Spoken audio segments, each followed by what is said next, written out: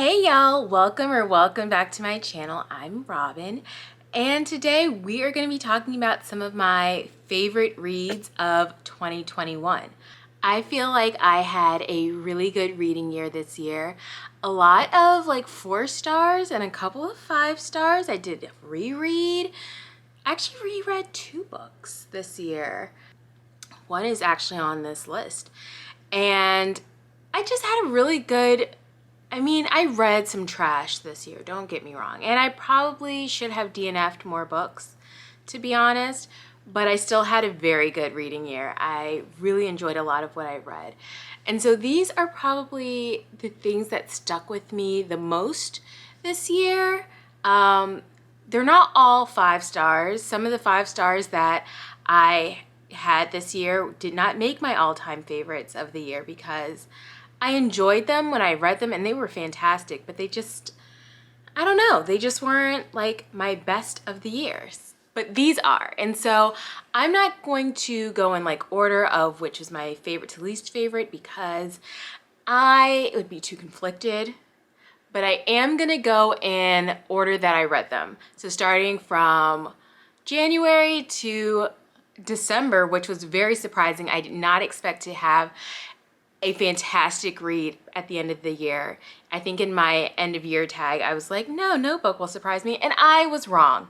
I was so wrong. But that's okay because who doesn't love a good surprise? So let's just get into the books. The first book I have is actually not a book. It's actually a series. I started it in 2020, but I continued it this year. And that is Death Note. This is my big, huge bind up of all of the volumes of Death Note, which I'm gonna put down because it's heavy as fuck. So I was continuing with Death Note and I had such a good time. I've watched the anime before and there was just something about reading the manga that was just such a good time because it's a little different, especially like where I am right now. It starts to get a little different, but you're following Light Yagami who has found this Death Note.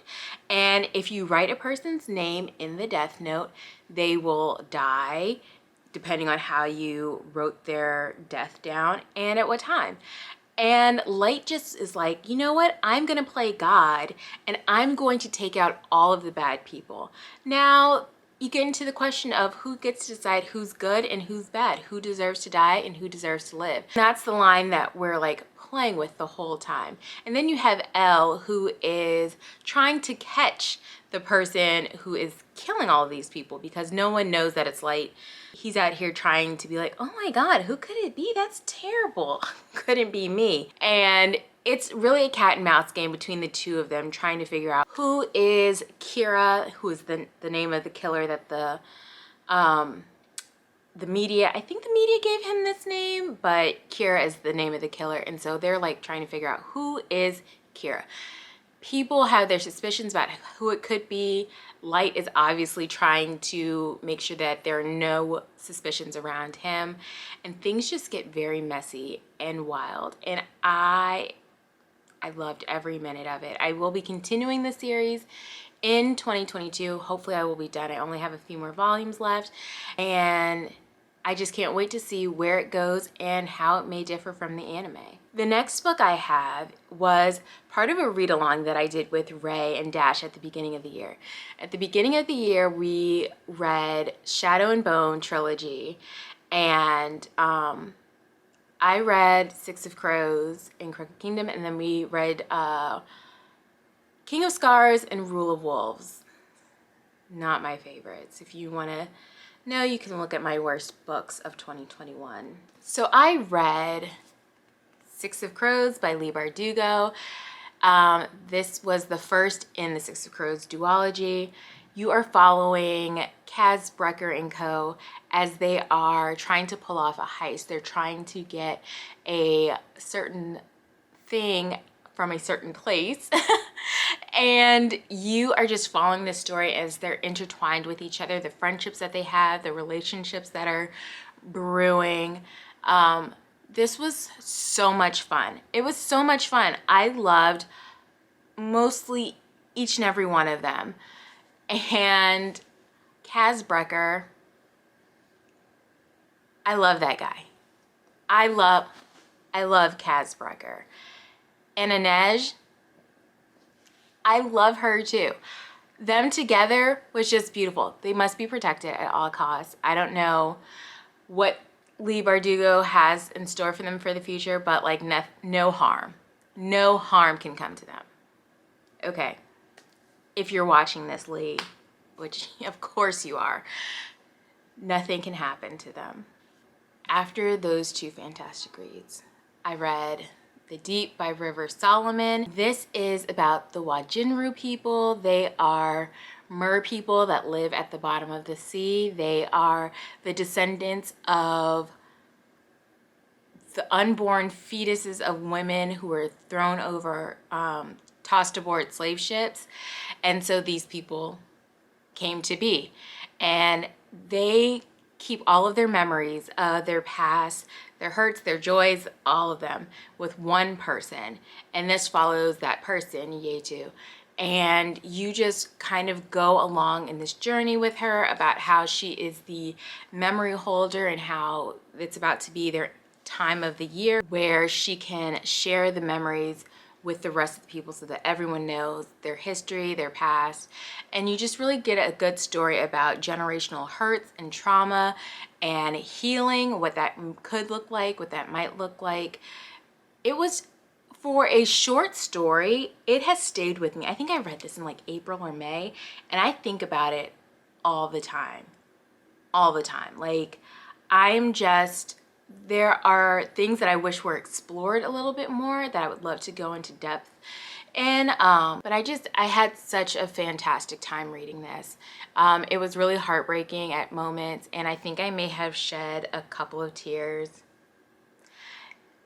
because it really got to me, and I really, really liked it.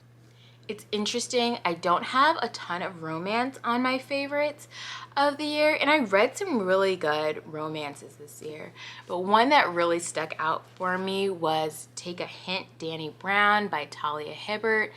I had so much fun with this. You're following Danny, who is in a fake relationship with Scythe, and let me tell you, I realized this year that fake dating and fake engagements and fake, like, all of that really is my jam, and I love it. And this was obviously going to be a winner for me. You're following Danny and Scythe on this fake relationship. Danny is like this scientist woman.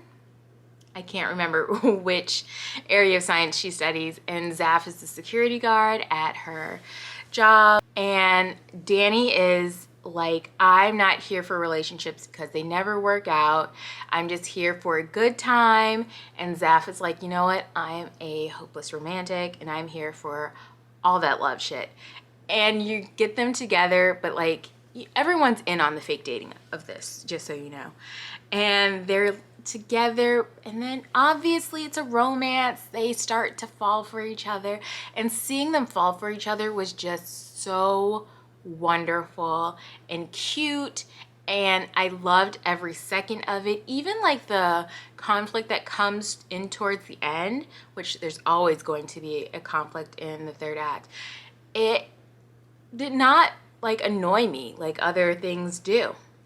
There wasn't a whole ton of miscommunication happening. I mean, obviously people weren't saying their feelings, and that was a problem, but it wasn't anything like overly dramatic and couldn't be fixed. And then just, there's a huge gesture at the end, and I loved every minute of it. Danny is definitely my most favorite sister of all the Brown sisters. I mean, Chloe's really up there. Eve is not necessarily my favorite, but she's still cute, love her. But yes, Danny, favorite Brown sister, one of my favorite books of the year, hands down. Next up on my list is a book that I have talked about in several videos this year, and that is Love in Color by Bolu Babalola. And this is a short story collection of historical and folktale stories about love and romance from around the world. There's a lot of West African stories, Greek mythological retellings, ancient legends from various cultures, and she retells them as modern stories, and they are just so beautifully written, and each story is a little different. Obviously, they're all from around different parts of the world, and they're talking about different versions of love and what love looks like in all of its varying stages. A couple of my favorite stories were Osun, which is the very first one. That was so good. There is a story called Psyche, and that was definitely one of my favorites. You're following this girl who is trying to be promoted in her company, and her boss is just not having it. But lo and behold, her boss's brother is like in love with her, and they work to get her promoted in this company. And then like weirdness happens. But also, this is a Roman god inspired story, so that's interesting. And I really liked most of the stories in there. And I think I would I would probably reread this. Maybe not the entire thing, but stories here and there for sure. Next on my list is a little nonfiction. I read All the Single Ladies by Rebecca Traister. This is nonfiction, so we're looking at the rise of single independent women in the US, how it kind of started, the reasons why it's so popular and such a trend. It was a very interesting look at the trend of singleness and how it intersects with class and race and sexual orientation, how all of those things come into play and how they came into play historically, the people that kind of led the way for this to become a trend. I thought it was just a very interesting look. I have so many tabs of so many good parts in here, and I really think that I liked the way that Rebecca Traister kind of laid it out. She had some great interviews with single women, as well as like professors and like sociology professors and just people who look at these kinds of trends. And I think I would read more from her because it was just interesting, and I would love to see how her writing goes with another topic. Now we are getting closer to the end of the year. Two of them I read in November for a Game of Tomes readathon. It's a readathon that I was co-hosting with Dash, who created it, and Ray. This was the mini round, so it was only 2 weeks, and the full round will be in March, so stay tuned for that. But I'm going to say that I'm honestly shocked by this next book because I don't reread a lot of things. I did reread Shadow and Bone at the beginning of this year only because, you know, it really played a part in like the whole Shadow and Bone read along that we were doing. But this is Death, a Life by George Pendle. I had such a good time reading it. I was laughing so hard. I was just having the best experience reading this, and it made me remember like the first time I read it and how much I enjoyed reading it then. In this book, you're following Death, whose mother is Sin and his father is Satan, and he's just trying to figure out where he fits in the world. And by the world, I mean the new earth that God created, and he's looking for his purpose, what his life is about. And it was a hilarious fucking ride. I have so many tabs of moments that were just so funny or parts that I want to remember. And I think I would reread this. Maybe not anytime soon because it's so fresh in my mind. But you know, a few years down the road when I've kind of started to forget some of these parts, I would love to pick this back up because I was just having such a good time reading it. I laughed so much, so hard. This was definitely the book that made me think, maybe I should actually reread my favorites. The other book that I read for a Game of Tomes readathon that I loved was Vicious by V.E. Schwab. Now, I figured I would enjoy it, right? Because I have liked anything that I've read by V.E. Schwab. I have yet to come across a book that I do not like by her. So I figured I'll probably like this. But I loved it, you guys. I loved it. Victor Vale, he's got my heart, y'all. He has my heart.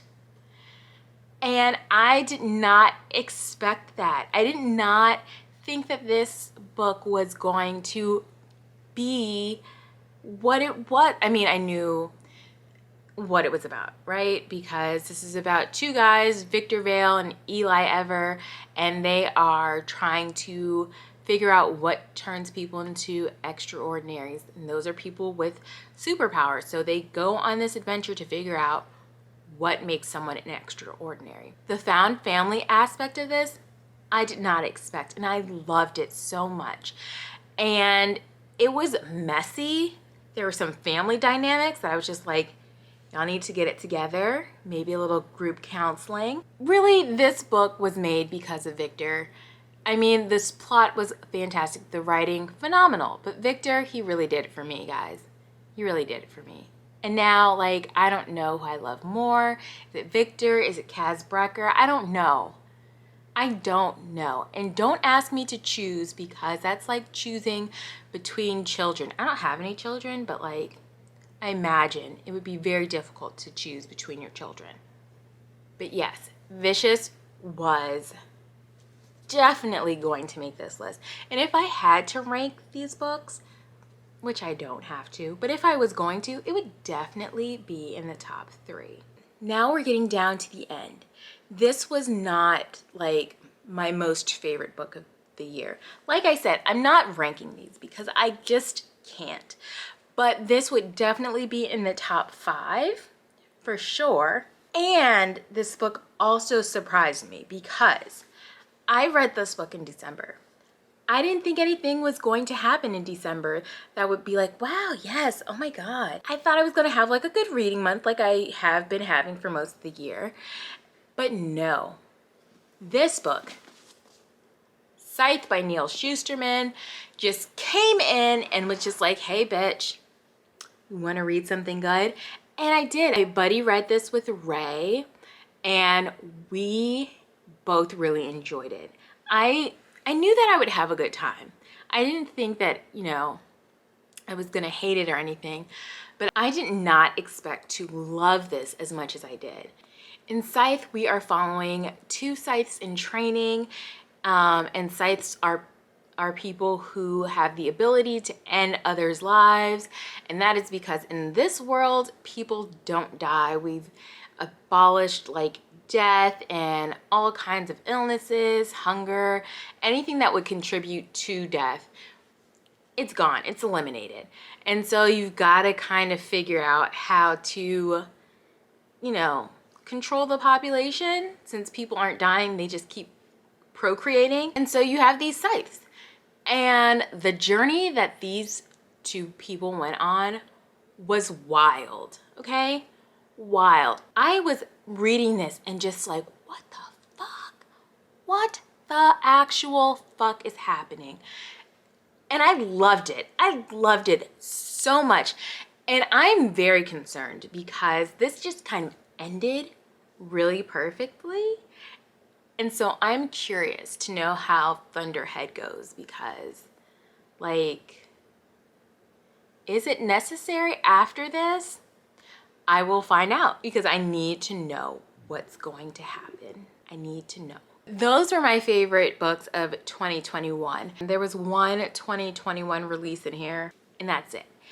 And that's okay. Your favorite books of the year don't have to come from that year, but these are mine.